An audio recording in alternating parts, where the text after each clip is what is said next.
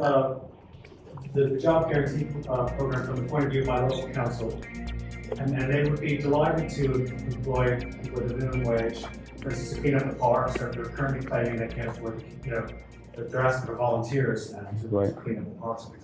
Right. But they also want to take care of the elderly, and they need nurses and things like that. And those aren't minimum wage jobs, really. I mean, I don't think you expect.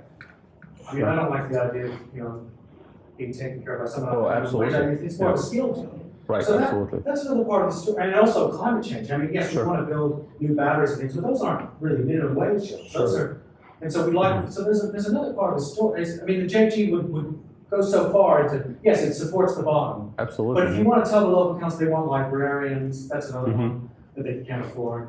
Right. The JG isn't really going to do that for them. So there's another side to this in terms of absolutely. using the power of sovereign currency to go further in that sense. I agree 100%. So if we need more nurses, if we need more doctors, if we need more teachers, these resources are producible, right? And how do we produce nurses and teachers?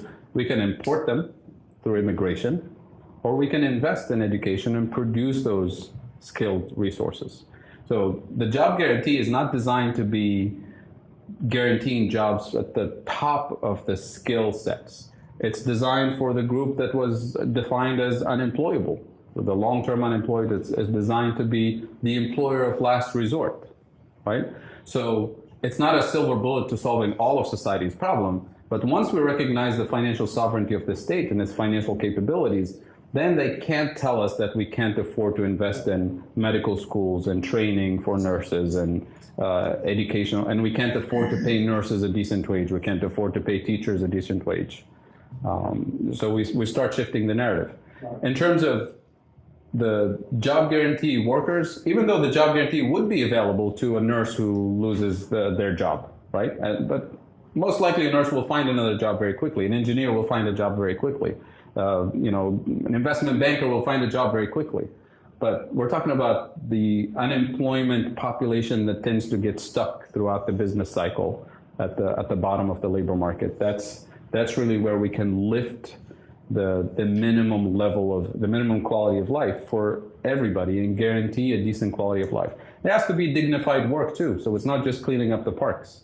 If the robots are coming, maybe we should have the robots clean the parks so that, people can do dignified work, less precarious work, work that's more fulfilling, right? And the only way to do it is to lift up the skill levels and lift up this over time. So the job guarantee will open up the way for more robots to join us, right? And do the precarious work and have human beings do the dignified work.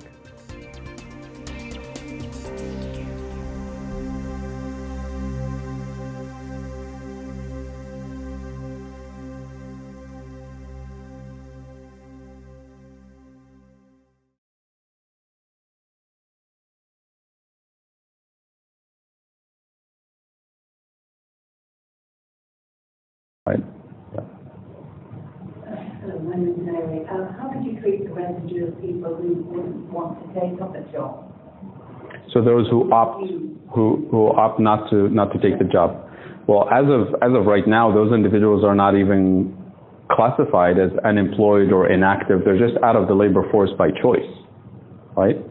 Now, so that wouldn't be included in the job guarantee.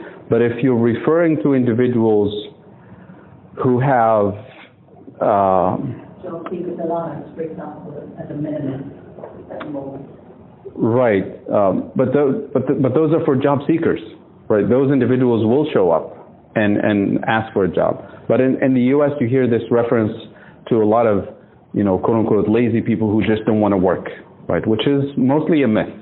Right, and we've seen this in the recent financial crisis and the aftermath of the crisis.